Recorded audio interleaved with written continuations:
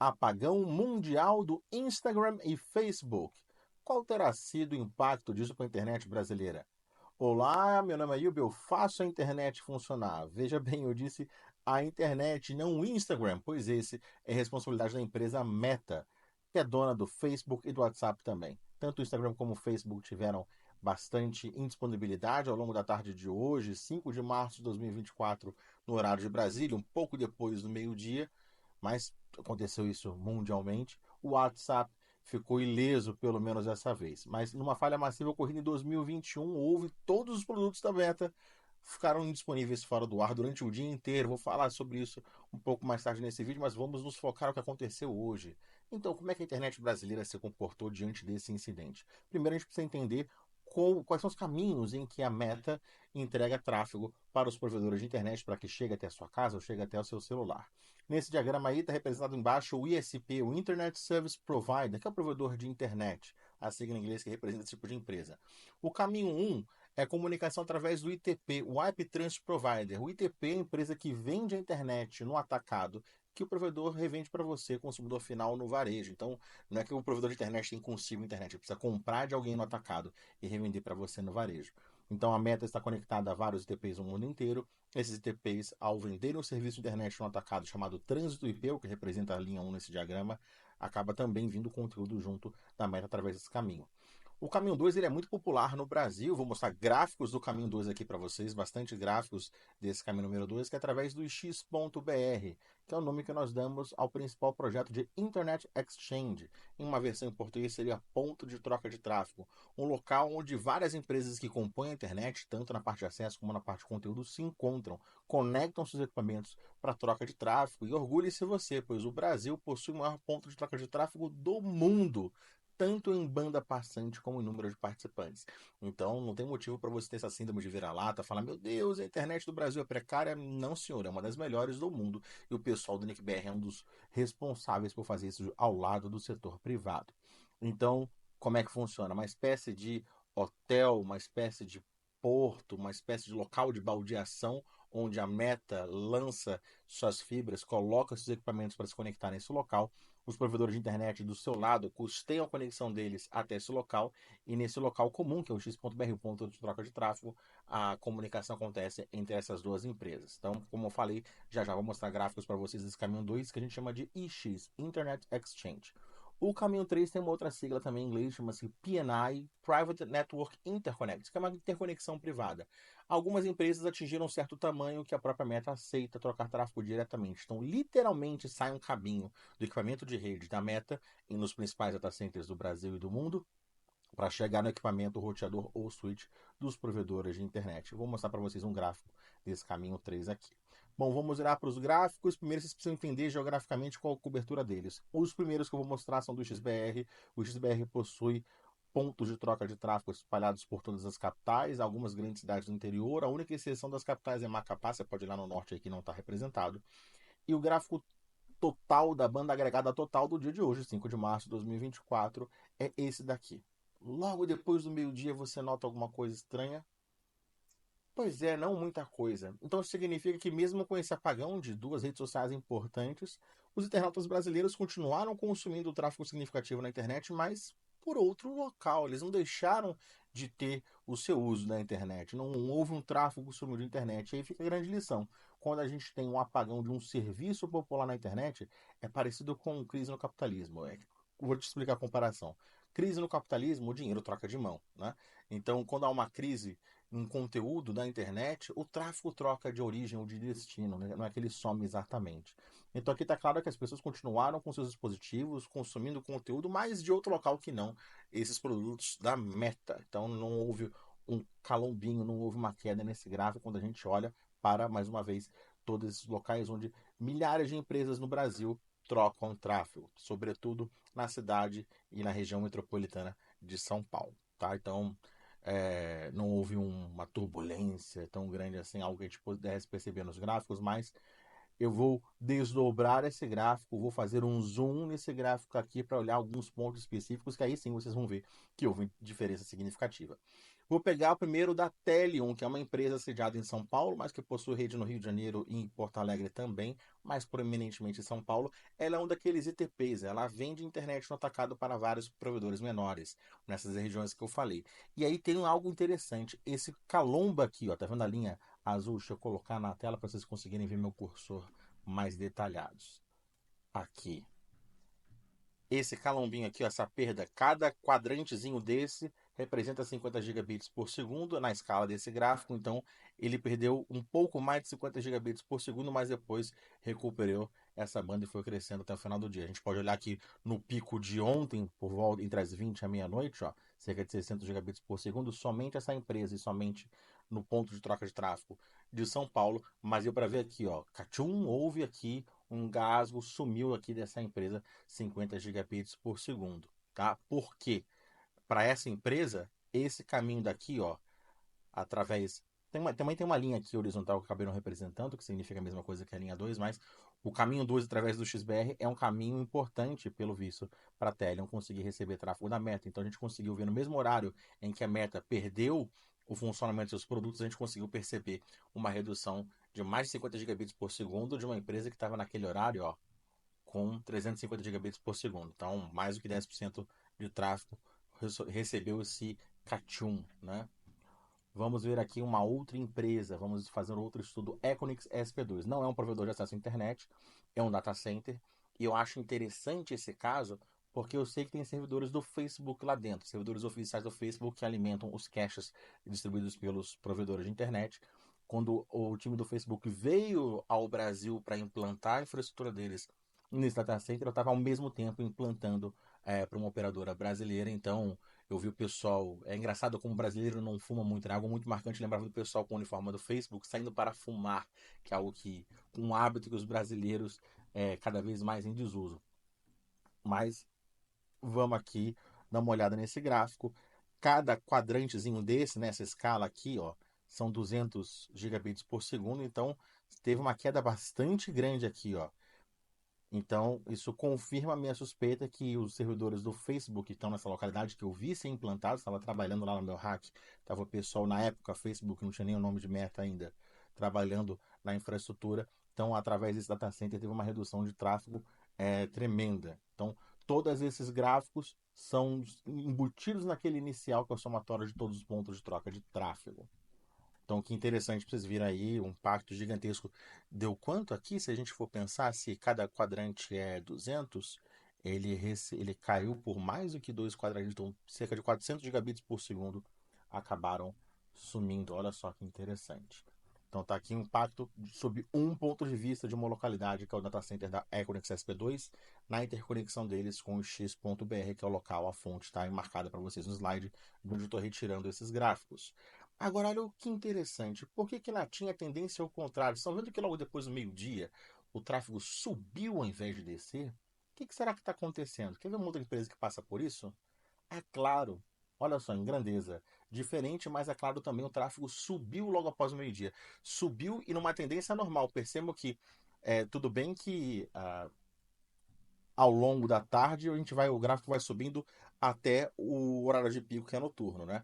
Mas se vocês olharem o dia de ontem que a gente tem ainda aqui, ó, ao longo da tarde é bastante estável, até as pessoas começarem a chegar em casa e começarem a consumir o conteúdo de entretenimento, né? Então, a tarde é bastante estável. Se você comparar a tarde de ontem com a tarde de hoje, houve um aumento mais abrupto do tráfego aqui na Claro, desceu exatamente essa curva declinante, tá vendo? Não tem um declínio significativo durante a tarde.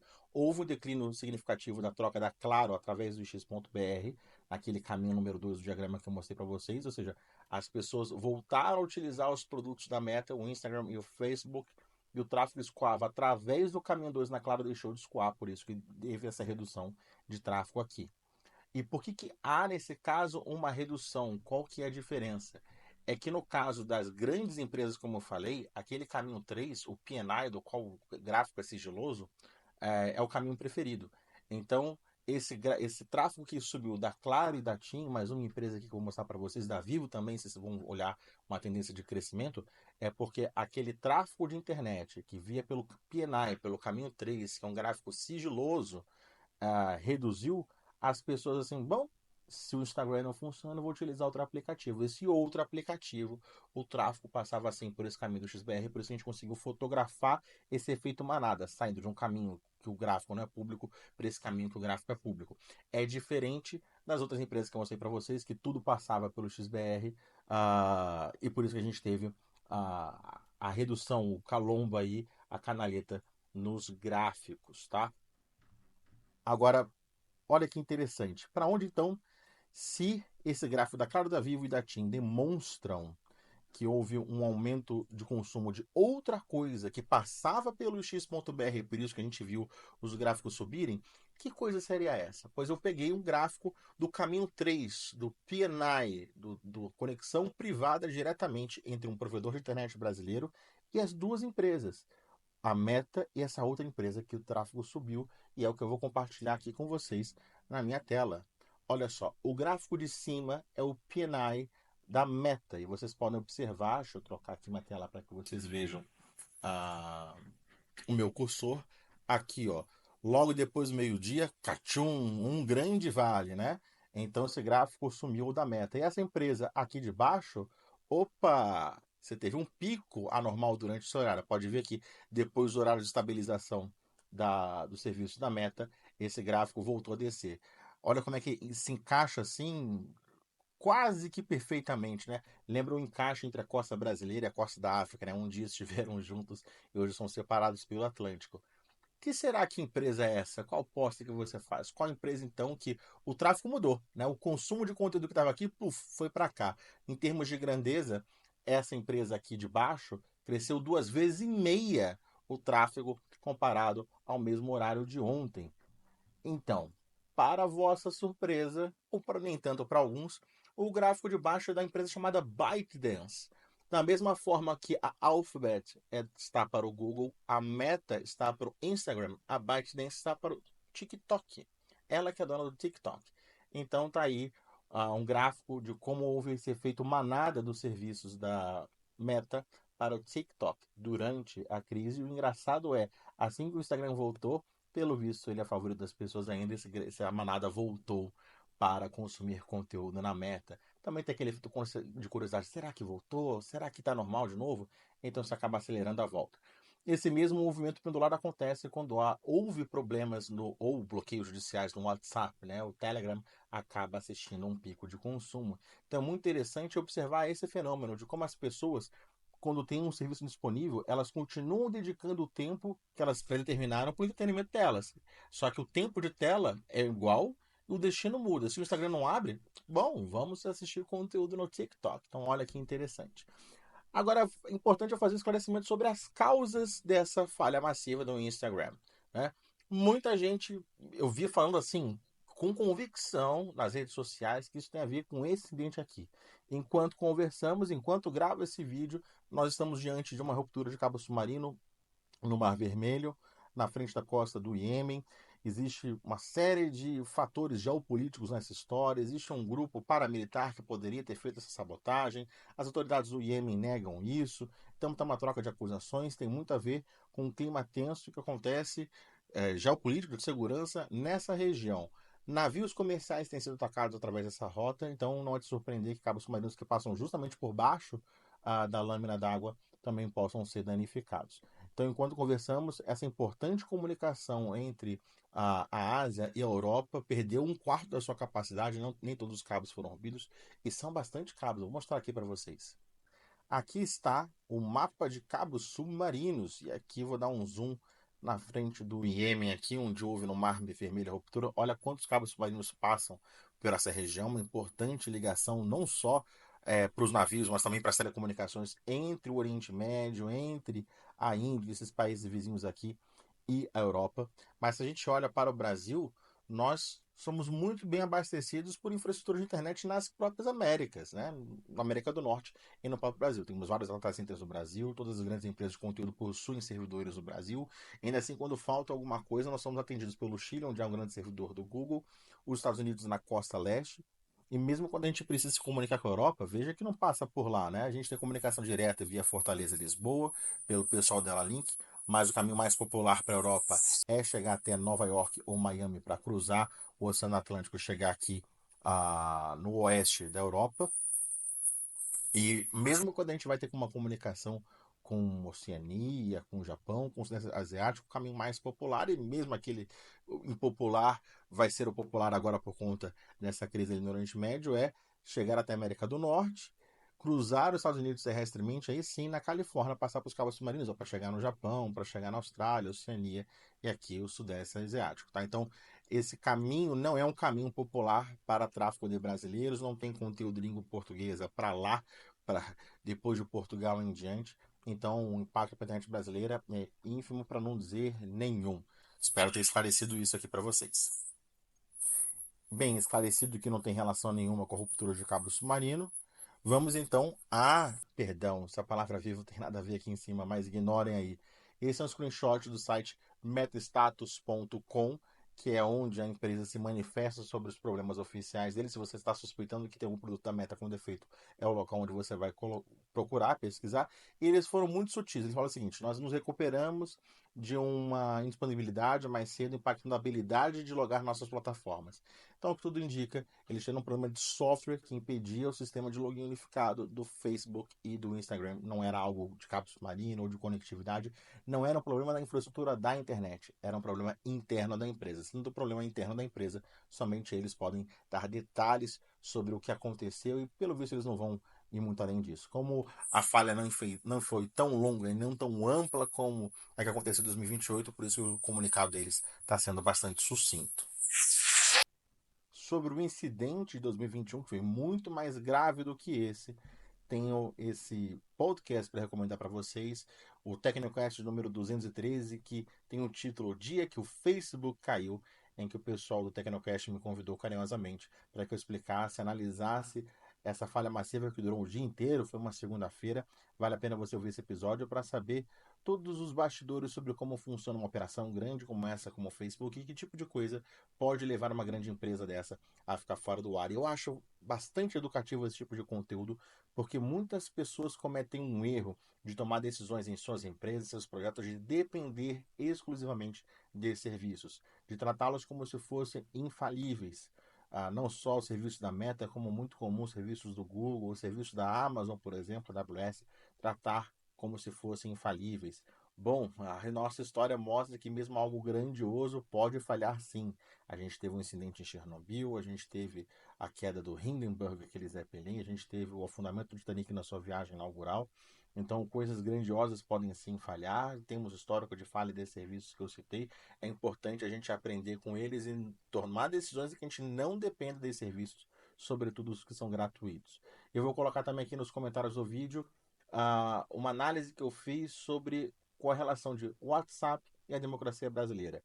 Infelizmente, o nosso governo, as pessoas que trabalham no nosso governo, são viciadas em utilizar o WhatsApp como uma ferramenta de gestão. E num dia muito especial, 8 de janeiro de 2023, se não fosse o WhatsApp, se houvesse uma crise como essa aqui, a gente estaria com os dias contados. Então, eu vejo com muita preocupação a dependência que não só o setor privado tem de serviços da Meta, serviços gratuitos como se fossem infalíveis, como se fossem a única solução, como também até a nossa gestão pública, até a gestão da nossa soberania. Assuntos de inteligência e contra-inteligência são infelizmente tratados por esses produtos que não são de empresas brasileiras, não foram pagos, nem contratados, nem listados para isso. Bom, espero ter esse assunto esclarecido para vocês, ter matado alguma curiosidade sobre como funciona a internet brasileira. Se você quer saber mais sobre os bastidores da internet, como ela funciona, sobre isso que eu falo nas minhas redes sociais, tá aqui nos meus slides aqui, deixa eu colocar de volta aqui no meu LinkedIn, Twitter, Instagram e no TikTok. E às segundas-feiras eu faço lives aqui no YouTube. Então você pode me perguntar esclarecimentos sobre tudo isso que eu falei. Se inscreva nos meus canais, nas minhas redes sociais e até o próximo vídeo. Falou!